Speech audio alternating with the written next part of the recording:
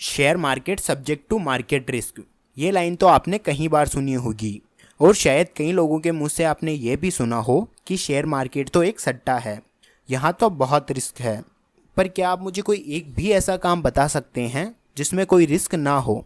चलो इस बात को छोड़ो, आज हम डिटेल में सिर्फ ये समझेंगे कि आखिर शेयर मार्केट में लगाया हुआ आपका पैसा कहाँ जाता है और इस पैसे को कौन यूज़ करता है और शेयर मार्केट कैसे काम करता है। बेसिकली हमने जहाँ तक लोगों के मुंह से सुना है तो उनके हिसाब से हमें सिर्फ इतना पता है कि शेयर मार्केट एक सट्टा है। पर क्या ये सच है? और अगर ये सच है तो ये कितना सच है? Let's find out this.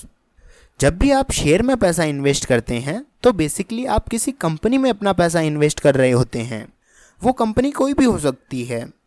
जैसे कुछ एग्जांपल्स देखते हैं हम, Facebook, Tata, Reliance, Google, SBI bank, D mart और काफ़ी सारी कंपनीज जो कि शेयर मार्केट में लिस्ट हो।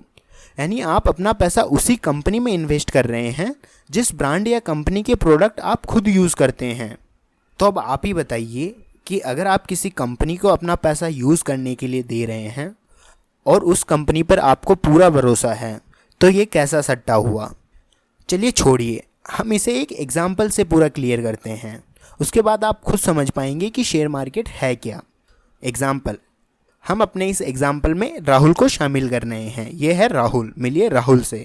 राहुल ने साल 2015 में एक नया बिजनेस शुरू किया था जो अभी साल 2022 में काफ़ी अच्छा ग्रो कर चुका है।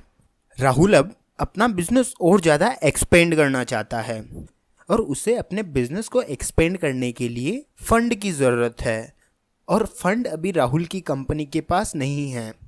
अब राहुल के सामने फ़ंड इकट्ठा करने के लिए 3 मेजर ऑप्शन हैं। आइए हम इन तीनों ऑप्शन को देखते हैं। पहला, एसेट को बेचकर।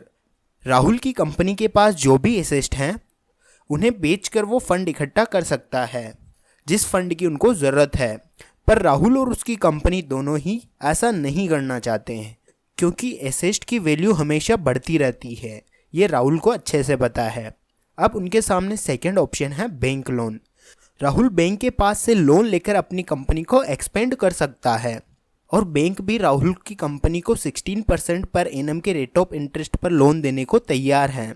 हालांकि ये रेट ऑफ इंटरेस्ट इतना हाई नहीं है क्योंकि राहुल ने एक अनसिक्योर्ड लोन के लिए अप्लाई किया है, लेकिन अभी राहुल और उसकी कंपनी दोनों ही लोन नहीं लेना चाहती है। अब उनके पास थर्ड ऑप्शन है शेयर इशू करके और उससे फंड इकट्ठा करें और अपनी कंपनी को एक्सपेंड करें। आइए समझते हैं कि राहुल अपनी कंपनी की शेयर कैसे इशू करेगा और ये कैसे काम करता है, और यही बेसिक शेयर मार्केट है। राहुल अभी अपनी कंपनी का 100% शेयर होल्डर है। अब राहुल चाहता है कि वो अपनी कंपनी की 20% हिस्सेदारी बेचकर फंड इकट्ठा करे। सारी बड़ी बड़ी कंपनियां ऐसे ही फंड रेज करती हैं जिसे हम आईपीओ कहते हैं, IPO, initial public offering. Rahul अपने 20% शेयर के लिए मार्केट में 2 लाख शेयर इशू करता है 1000 फेस वैल्यू पर शेयर के साथ। यानी राहुल टोटल 20 करोड़ रुपए के लिए शेयर इशू करता है। अब राहुल की कंपनी का आईपीओ आएगा तो आप भी राहुल की कंपनी के शेयर बाई कर सकते हैं और उसमें अपना पैसा इन्वेस्ट कर सकते हैं। अगर आप राहुल की कंपनी के 500 शेयर खरीदते हैं 1000 की प्राइस पर तो आपका टोटल इन्वेस्टमेंट राहुल की कंपनी में 5 लाख रुपए होगा। यानी अब आपने राहुल की कंपनी में इन्वेस्ट कर दिया है तो अब आप उस कंपनी के हिस्सेदार हो गए हैं, शेयर होल्डर हो गए हैं। आगे फ्यूचर में जब भी राहुल की कंपनी को प्रॉफिट होगा तो वो प्रॉफिट डिविडेंड के रूप में आपको मिलेगा, और अगर इन फ्यूचर राहुल की कंपनी को लॉस होता है तो ऐसी कंडीशन में उसके शेयर प्राइस कम हो जाएंगे जिससे आपका भी लॉस होगा और आपकी इन्वेस्टमेंट वैल्यू कम हो जाएगी।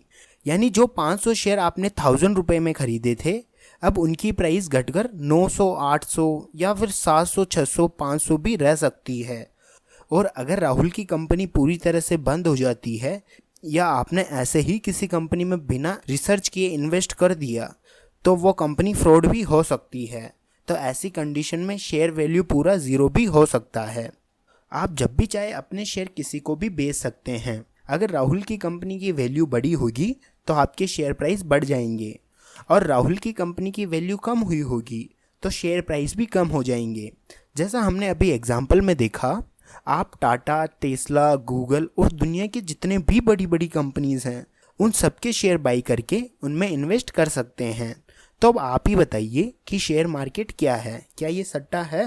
आप जब भी अपने शेयर वापस सेल करते हैं तो उन शेयर को कोई भी व्यक्ति खरीद सकता है जिसके पास अपना एक डीमैट अकाउंट हो। राहुल की कंपनी आपके शेयर वापस नहीं खरीदेगी, और ऐसा भी हो सकता है कि मार्केट में अगर कोई खरीदार ना हो तो उन शेयर को वापस कोई खरीदे ही नहीं। हम इस एग्जाम्पल में ये सिर्फ समझ रहे हैं शेयर मार्केट में रिस्क क्या क्या हो सकते हैं। अगर आप रिसर्च के साथ किसी कंपनी में इन्वेस्ट करते हैं तो ये सब होने के चांसेस बिल्कुल न के बराबर हैं। अब आप शेयर मार्केट का बेसिक तो ज़रूर से समझ गए होंगे। आप delivery, intraday, optional currency, NFO इन सभी में ट्रेड कर सकते हैं। और अगर आपको ये जानना है कि delivery, intraday, option, currency, NFO इनमें क्या डिफरेंस है और इनमें कैसे ट्रेड की जाती है तो हमें कमेंट में ज़रूर बताएं। हम नेक्स्ट वीडियो इन पर ज़रूर बनाएंगे।